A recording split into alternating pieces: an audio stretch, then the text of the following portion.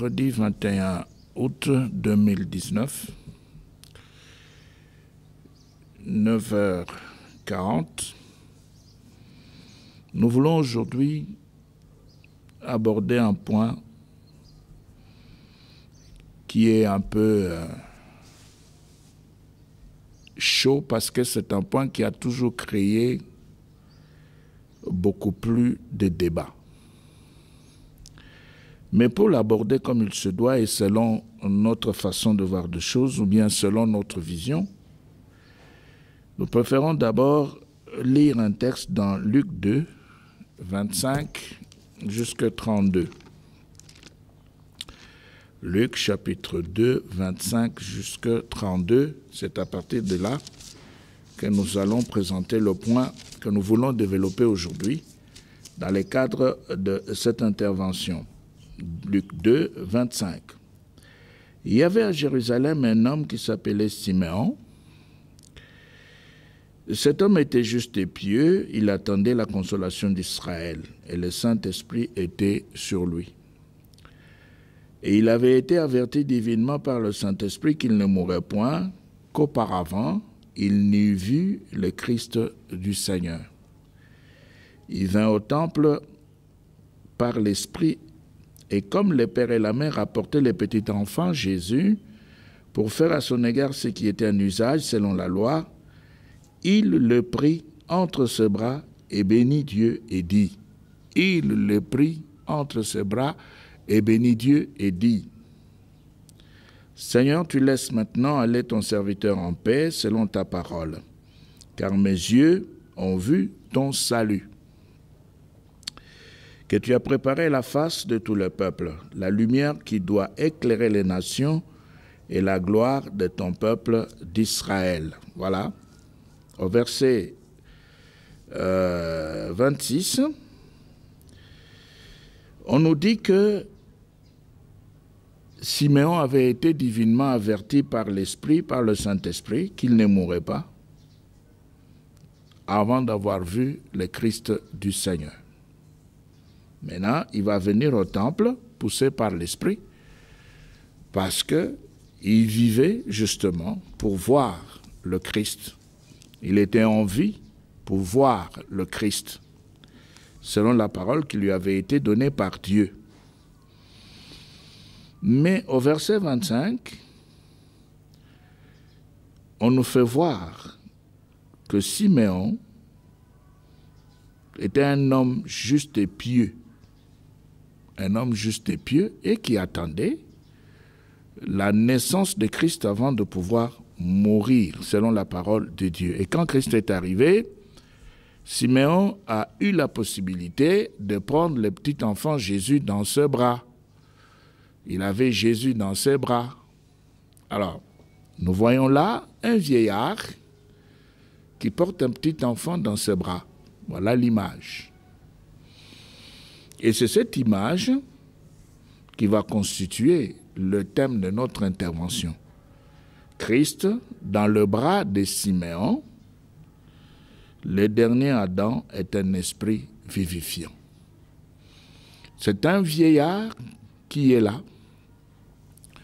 qui avait reçu la recommandation de Dieu pour attendre la manifestation du salut avant de mourir. Et le vieillard est au temple. Et dans le temple, on vient avec le petit enfant Jésus. Et quand on vient avec le petit enfant Jésus, on le dépose dans le bras de ce vieillard. Donc vous avez deux symboles qui se présentent là devant nous. Vous avez le passé et son accomplissement dans la personne de Siméon, qui est debout dans le temple, avec le futur, qui commence avec le petit enfant Jésus qui était dans ses bras. Et le petit enfant ne pouvait que se retrouver dans le bras du vieillard. C'est-à-dire que le nouveau doit être porté par l'ancien. C'est l'ancien système qui porte le nouveau. Le nouveau système, pour s'accomplir, doit se référer à l'ancien. Le nouveau système, pour se réaliser, doit puiser dans l'ancien. C'est pourquoi, d'ailleurs, dans les Écritures, vous verrez que le Nouveau Testament, pour justifier l'enseignement de Christ et ses actes, se réfère à l'Ancien Testament. Parce que c'est l'ancien système qui doit soutenir le nouveau, qui devra donc finalement le remplacer. Siméon le vieillard porte le petit enfant Jésus dans ses bras. C'est un peu comme Abraham et Isaac. Abraham reçoit Isaac dans sa vieillesse.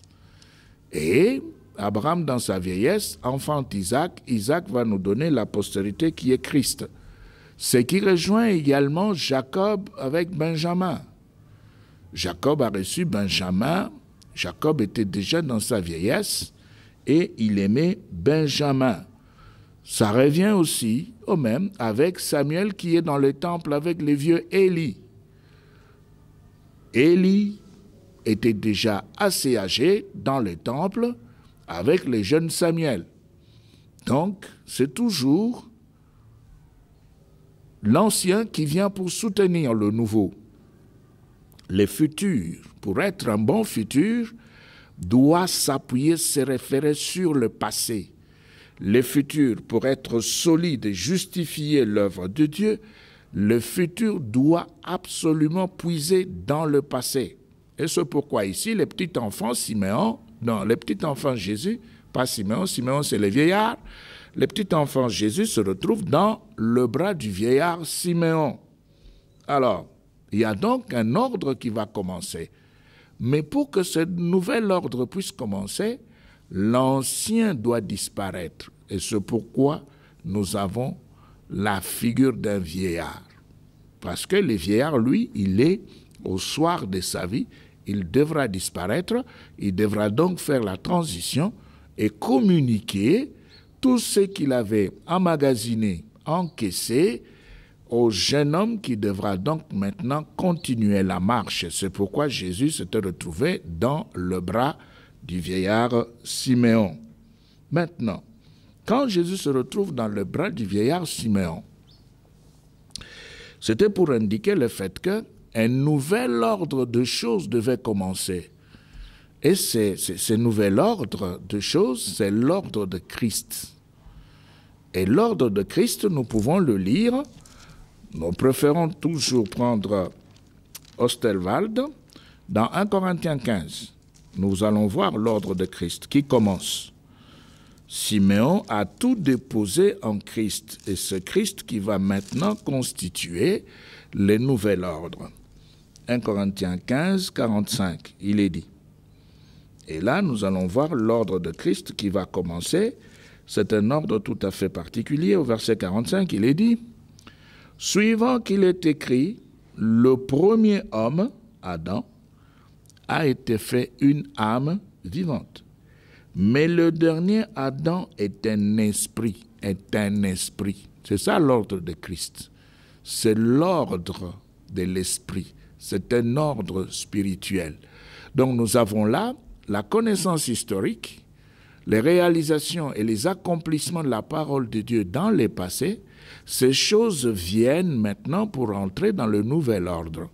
Et le nouvel ordre qui se présente ici, c'est Christ, qui est un esprit vivifiant. Pourquoi est-ce que nous avons préféré le lire dans Osterwald? Vous le voyez très bien. On ne nous dit pas que le dernier Adam devint. Non. On nous dit que le dernier Adam est un esprit. On nous le dit directement, c'est un esprit vivifiant. Et même si nous prenons, pour le besoin de renforcement de notre pensée, nous prenons Chouraki, dans 1 Corinthiens 15, le verset 45, il est dit, Chouraki dit, c'est ainsi, c'est écrit ainsi. C'est écrit ainsi. Le premier homme, Adam, est devenu un être vivant. Ça, c'est le premier. Le dernier Adam, souffle vivifiant.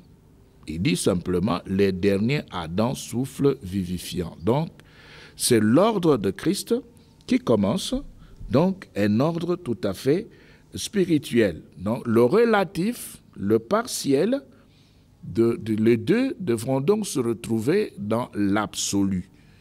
Parce que c'est l'absolu qui est la finalité. Nous nous répétons, Tout ce qui était relatif dans le passé, tout ce qui était partiel dans le passé, ça doit se retrouver dans le Christ, qui est la finalité, Christ qui est l'absolu. C'est ainsi que les figures, les types, les symboles, les prophéties et tous les systèmes judaïques, figures, symboles, prophéties, types, tout ce qui s'était retrouvé dans le système judaïque en Christ. Parce que c'est Christ qui devra maintenant faire le prolongement. C'est ça le petit enfant, Jésus, dans le bras du vieillard Siméon. Siméon est venu avec la richesse du passé pour mettre cette richesse en Christ. Christ qui devra donc maintenant constituer le nouvel ordre. Et Christ constituant le nouvel ordre, Christ va récupérer les types, les figures, les symboles, les prophéties, tout ce qui s'était retrouvé dans le cadre figuratif, typologique et symbolique.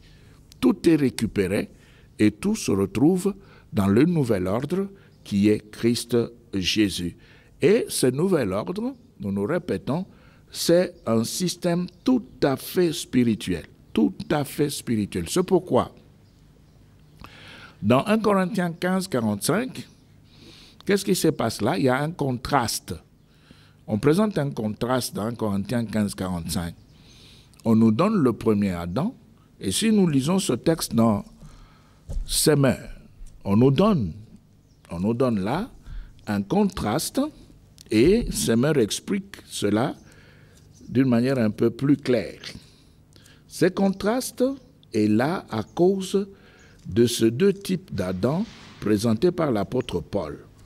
Nous avons chez Semeur une autre présentation qui est plus ou moins intéressante parce qu'il revient sur le contraste avec beaucoup plus d'emphase. Alors, on nous dit ceci au verset 45, « L'Écriture ne déclare-t-elle pas, le premier homme Adam devint un être vivant. » Devint un être vivant. Mais écoutez maintenant ce que Semeur ajoute. On dit, devint un être vivant, doué de la vie naturelle. Voilà. Doué de la vie naturelle. Ça, c'est Semeur qui ajoute. Le dernier Adam est devenu, lui, un être qui, animé par l'esprit, communique la vie. Communique la vie. Voilà le contraste. Donc nous avons les deux contrastes. Et même quand Semeur, dans les notes de bas de page, les notes infrapaginales, donne des explications, il dit ceci. Le premier, un être vivant. Selon Genèse 2:7, Paul met en parallèle le premier Adam et le Christ dernier Adam. L'apparition de la mort par le premier Adam et la résurrection par le dernier. Voyez, le contraste est bien expliqué. L'union avec Adam de tout être humain par filiation et l'union avec le Christ de tout chrétien. La vie naturelle, caractéristique de l'humanité associée à Adam, et la vie par l'esprit, caractéristique de la nouvelle humanité associée au Christ. L'appartenance à la terre et l'appartenance au ciel. Voilà. Premier Adam, vie naturelle, l'appartenance à la terre. Dernier Adam, vie spirituelle, l'appartenance au ciel. Donc, le nouvel ordre institué par Christ, c'est un ordre tout à fait spirituel. Un ordre qui n'a rien à voir avec tout ce qui est naturel. C'est pourquoi nous nous répétons simplement, le vieillard Siméon vient avec toutes les réalisations de promesses de l'Ancien Testament et le vieillard vient le déposer dans la personne de Christ qu'il portait dans ses bras. Et c'est Christ maintenant qui devra commencer le nouvel ordre. Et Christ qui commence le nouvel ordre est un esprit. De sorte que si on rejette Christ, on n'a plus rien d'autre à faire. Dans Luc 24, et là nous rentrons dans Zégon 1910, dans Luc 24, nous allons prendre le verset Luc 24, nous prenons 36. Il est dit ceci, Nous allons tout de suite trouver Luc chapitre 24. Voilà, on y est. Le verset 36 jusqu'à 43, qu'est-ce qu'on nous dit? On nous dit ceci. Tandis qu'il parlait de la sorte, lui-même se présenta au milieu d'eux et leur dit, « La paix soit avec vous. La paix soit avec vous. » Saisis de frayeur et d'épouvante, ils croyaient voir un esprit. Mais il leur dit, « Pourquoi êtes-vous troublés? Et pourquoi pareille pensée s'élève-t-elle dans vos cœurs? Voyez mes mains et mes pieds. C'est bien moi, touchez-moi et voyez. Un esprit n'a ni chair ni os, comme vous voyez que j'ai. » 40. En disant cela, il leur montra ses mains et ses pieds. 41. Comme dans leur joie, ils ne croyaient point encore qu'ils étaient dans l'étonnement, il leur dit, « Avez-vous ici quelque chose à manger? » Ils lui présentèrent du poisson rôti et un rayon de miel. Il en prit et il mangea devant eux. Puis il leur dit, « Voilà le problème, c'est là ce que je vous disais lorsque j'étais encore avec vous. C'est là ce que je vous disais lorsque j'étais encore avec vous, qu'il fallait que s'accomplisse tout ce qui est écrit de moi dans la loi de Moïse, dans les prophètes et dans les psaumes. » C'est l'accomplissement du passé. Dans le Fils, Christ, Esprit vivifiant, qui est toute la consommation du passé. Il est la consommation des figures, des symboles. Il est la consommation des types, des promesses, de tout ce qui avait été fait par le passé. Le tout se trouve en Christ, Christ qui est un esprit vivifiant. Alors, maintenant, si le tout doit se retrouver en Christ, et si Christ est l'esprit vivifiant, donc c'est un nouvel ordre qui a commencé, et ce nouvel ordre, qui est un ordre de l'esprit, a ses règles. Hébreux 12. Dans Hébreux 12, au chapitre 12, le verset 27, là, nous allons voir une première recommandation qu'on nous donne. Nous sommes dans Hébreux 12. Voilà, Hébreux 12, 27, on nous dit, « Ce mot, une fois encore, indique le changement de choses ébranlées. Indique le changement de choses ébranlées, comme étant faites pour un temps, afin que les choses inébranlables subsistent. » Choses ébranlées, choses inébranlables. Donc l'ancien doit se réaliser dans le nouveau. L'ancien doit se réaliser dans le nouveau. Alors là, nous revenons, nous disons que tout le cadre figuratif, symbolique, prophétique, tout ce qui avait été annoncé avant Christ se réalise en Christ. C'est Christ qui prend tout, parce que c'est lui qui est la consommation. Il prend tout. Et c'est lui qui est le commencement d'un nouvel ordre. Et l'ordre que Christ commence n'est pas naturel, n'est pas charnel, n'est pas terrestre. L'ordre que Christ commence est spirituel. Est spirituel. Pourquoi? Parce que le premier homme, Adam, est devenu une âme vivante. Le dernier Adam est un esprit vivifiant. Et si véritablement on se met du côté du dernier Adam, eh bien, on est dans un nouvel ordre qui est l'ordre de l'esprit tel que présenté. Donc, le temporel doit disparaître parce que c'est le premier Adam qui doit céder sa place au dernier Adam. Le temporel doit céder sa place au spirituel. Tout ce qui avait été présenté dans l'ancien système, nous ne cesserons de le dire, ça doit absolument se consommer dans le nouvel ordre. C'est pourquoi Christ, dans Matthieu 5, 17, quand il parlait de la loi, écoutez bien ce qu'il dit, Matthieu 5, verset 17, nous lisons dans King James, quand il parlait de la loi, Christ a pu dire quelque chose de très important et dit, « Ne pensez pas que je sois venu détruire la loi ou les prophètes pour les faire disparaître. Non. » Il dit, « Je ne suis pas venu pour détruire, mais pour accomplir. » C'est pourquoi les vieillards Siméon ne pouvaient que le porter dans ses bras, ne pouvaient que le transporter. C'est l'ancien système qui transporte le nouveau système. Les vieils ordres qui doivent disparaître étaient obligés de pouvoir soutenir le nouvel ordre qui était en gestation, qui devait commencer avec la personne de Christ. Et c'est pourquoi Christ lui-même le dit, Matthieu 5, 17, nous relisons, « Ne pensez pas que je sois venu détruire la loi ou le prophète.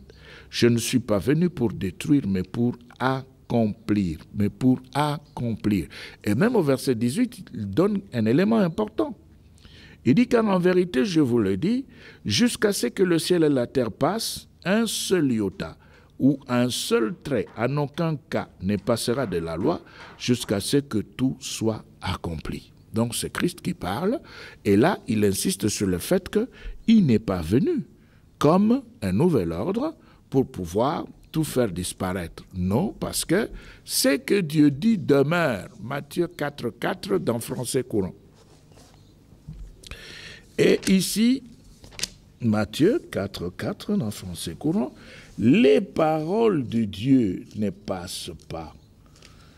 On doit les récupérer et les consommer. Matthieu 4. Et là, c'est encore Jésus qui parle, il dit, Jésus répondit, l'Écriture déclare, l'homme ne vivra pas de pain seulement, mais de toute parole que Dieu prononce. L'homme ne vivra pas de pain seulement, mais de toute parole que Dieu prononce. C'est-à-dire que si Dieu a parlé, eh bien ça va rester. Ça ne peut pas disparaître. L'homme ne peut pas faire disparaître ce qui était sorti de la bouche de Dieu. Il ne peut pas le faire disparaître. Donc, le nouveau système s'appuie sur l'ancien. C'est aussi l'une des raisons pour lesquelles, aujourd'hui, on nous donne l'explication de la parole de Dieu par les racines de mots de l'ancien hébreu.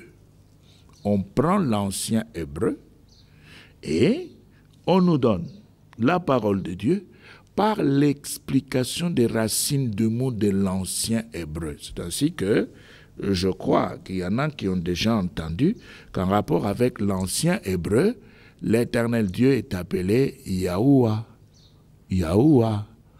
Pourquoi? Parce que on commence à vouloir présenter la parole de Dieu selon l'ancien hébreu, pas selon l'hébreu moderne. On laisse de côté l'hébreu moderne parce que le mot de l'hébreu moderne, ce sont des mots qui travaillent et qui éloignent un peu les gens de la pensée primordiale de Dieu. L'explication. Et cela pour les linguistes, se justifie parce que une langue, à force d'être traduite, elle est en train de perdre quand elle passe dans des générations, dans des époques, dans des événements, la langue est en train de perdre certains éléments. Et c'est ce qui se passe, et c'est pourquoi on est rentré maintenant à l'hébreu ancien. Et quand on prend l'hébreu ancien, on commence à donner la parole de Dieu selon les racines de mots de l'hébreu ancien, et cela donne tout à fait autre chose. Et ça nous permet aussi de pouvoir corriger ce qui a été donné par les langues nouvelles selon la conception moderne. Cela se fait aussi du côté de grec moderne. Bon, ce qui vient de Dieu ne peut pas mourir, c'est vrai. On doit les conserver. On doit les conserver. Ce qui vient de Dieu ne meurt pas. La parole de Dieu ne disparaît pas. Ce qui avait été donné dans l'hébreu, les grecs, dans les langues anciennes, l'araméen, on peut récupérer tout cela à partir de racines de mots. C'est le travail qui se fait aujourd'hui. Bon, les spécialistes sont en train de travailler et ils nous donnent des éléments que nous n'avions pas, mais que nous devons récupérer et que nous devons utiliser dans le nouvel ordre.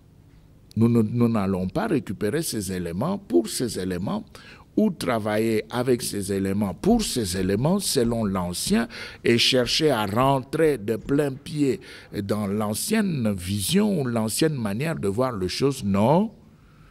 le petit enfant Jésus doit rester dans le bras du vieillard Siméon. Benjamin est le fils de Jacob. Samuel est dans le temple avec le vieux Élie. Isaac est le fils du vieillard Abraham. Donc, on doit récupérer ce qu'on peut récupérer et continuer la marche. Mais dans Luc, toujours, dans Luc 2, si nous rentrons dans le texte du départ, nous allons voir que Siméon, en parlant, il a annoncé d'une manière prophétique quelque chose de très important. Il dit ceci au verset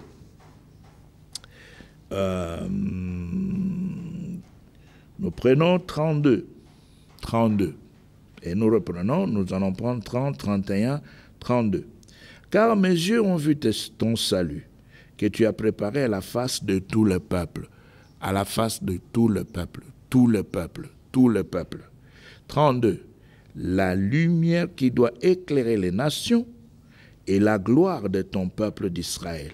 La lumière qui doit éclairer les nations et la gloire de ton peuple d'Israël. Alors si nous prenons maintenant la révélation pour les nations. Donc le Christ qui est le fondement même du nouvel ordre. Le Christ qui est un esprit vivifiant, qui a tout commencé. Mais ce Christ qui est le fondement, est aussi une révélation pour les nations. Mais le concept de nation aussi crée des problèmes. Nation, peuple. En hébreu, goy. En grec, ethnos. Ça crée des problèmes. Ça crée des problèmes pourquoi? Parce que il y en a qui estiment que quand la Bible parle des nations, la Bible veut simplement parler de juifs hellénisés, c'est-à-dire des juifs qui étaient en contact avec les étrangers, les juifs qui avaient adopté la culture étrangère, les juifs qui s'étaient retrouvés dans des coutumes non juives. Il y en a qui considèrent que quand on parle de goy, de goïm ou d'ethnos, c'est ça, c'est fini, ça s'arrête là. Nous disons ceci. C'est difficile de pouvoir considérer les choses de cette façon-là et de se faire accepter. Pourquoi? Parce que si dans les Écritures on parle de Juifs hellénisés, c'est qu'il fallait d'abord qu'il y ait un groupe possédant une culture étrangère à côté de ces Juifs pour que le Juif puisse être maintenant séduit et qu'il puisse abandonner leurs coutumes pour s'approcher de ce groupe étranger et avoir la culture du groupe étranger, et ainsi constituer la catégorie des Juifs hellénisés. On ne s'est pas hellénisé dans le vide. Il y avait donc des étrangers, et ces étrangers ne vivaient pas selon les coutumes des Juifs. Ces étrangers vivaient selon leurs propres coutumes. Et c'est ici où nous utilisons maintenant le cas de Timothée avec Paul, dans Acte 16. Dans Acte 16, on nous donne le cas de Timothée, parce que Christ est la révélation aux nations. Et s'il est la révélation aux nations, le concept des nations, c'est un concept qui devra aussi être bien saisi, bien clarifié. Il ne faudra pas considérer que quand on parle des étrangers ou des nations, ce sont toujours les Juifs, oui et non. Voilà. Pourquoi? Eh bien, nous avons Acte 16. Dans Acte 16, 1, qu'est-ce qu'on nous dit? On nous dit ceci. Paul arriva à Derbe et à Lystra. Et il y avait là un disciple nommé Timothée, fils d'une femme juive, fidèle et d'un père grec. Voilà. Donc, ici, Timothée n'est pas juif physique. Non. Son père est un grec. C'est bien dit. Maintenant, Paul veut avoir Timothée. Qu'est-ce qu'il va faire? Verset 2. Le frère de Lystra et d'Iconium lui rendait un bon témoignage. Paul voulut qu'il l'accompagnât. Et l'ayant pris, qu'est-ce que Paul va faire? Il le circoncis. à cause des Juifs qui étaient en ces lieux. Vous voyez, car tous savaient que son père était grec. Voilà. Donc il y avait des Grecs et il y avait des Juifs. Et ces Juifs qui s'étaient habitués aux Grecs, qui vivaient avec les Grecs, il y en avait parmi les Juifs qui étaient séduits. Nous ne voulons pas dire que tous les Juifs s'étaient retrouvés dans la séduction. Non. Il y a une partie de Juifs qui avaient accepté de pouvoir embrasser le coutume des Grecs. Et ils sont devenus donc des Juifs hellénisés. Des Juifs hellénisés, même si pendant ce temps-là, les Juifs hellénisés étaient considérés comme la catégorie des personnes évoluées. D'accord. Mais ici, nous voulons d'abord faire voir que quand on parle du concept de nation, en hébreu goy, en grec ethnos, ça veut dire que ce sont de vrais étrangers qui étaient là avant l'hellénisation. Et par la pratique et une vie différente de la vie des autres Juifs, alors les autres se sont hellénisés. Alors maintenant, Timothée vient donc trancher, et même si nous lisons au chapitre 17, acte 17, le verset 4, qu'est-ce qui est dit? On nous dit ceci. Et quelques-uns d'entre eux furent persuadés et se joignirent à Paul et à Silas avec une grande multitude de Grecs pieux. Voilà, il y avait des Grecs pieux. Comme il y avait des Juifs qui avaient embrassé la culture des Grecs, il y avait aussi des Grecs qui avaient accepté d'embrasser la culture des Juifs. Et c'est ainsi qu'ils sont ici appelés Grecs pieux et plusieurs femmes de qualité. Et plusieurs femmes de qualité. Donc, le cas de Timothée vient nous donner un bémol en ce qui concerne les concepts des nations. Les concepts des nations, parce que nous voyons même que dans les pratiques juives, dans les pratiques de la religion juive, ils ont ce qu'ils avaient l'habitude d'appeler le prosélytisme. Le prosélytisme. Et même dans ce phénomène-là, il y avait les prosélytes de justice et les prosélytes de la porte. Il y avait deux catégories. Les prosélytes de justice, c'est-à-dire un pratiquant du judaïsme intégral, était appelé prosélyte de justice. Il pratique le judaïsme d'une manière intégrale, c'est-à-dire il passe par la circoncision, les baptêmes, les offrandes, les sacrifices. Il fait tout comme les autres juifs. Et c'est ainsi que nous avons même la catégorie de Grecs pieux. Donc ce sont des gens qui avaient accepté de pouvoir pratiquer véritablement la religion judaïque avec tout le détail, le respect de tout le détail. Maintenant, il y avait l'autre catégorie, le prosélyte de la porte. Le prosélyte de la porte, c'était des personnes moins avancées, mais qui devaient respecter les 7 principes de Noé. Les 7 principes noachiques, ils devaient les respecter. Ils n'avaient pas le droit de pouvoir sauter les 7 principes noachiques. Ils devaient donc s'engager à ne pas blasphémer, à ne pas voler, à ne pas tuer, à ne pas se retrouver dans l'idolâtrie et même l'inceste. Donc les 7 principes noachiques, ce sont des principes qui avaient été recommandés uniquement pour les prosélytes de la porte. Alors, nous voyons là que Christ, qui constitue le nouvel ordre, n'était pas là seulement pour le juif physique. Il était là pour toutes les catégories. Et nous avons même le problème qui est présenté dans le Nouveau Testament en ce qui concerne l'Armageddon. Dans la guerre de l'Armageddon, le jugement des nations.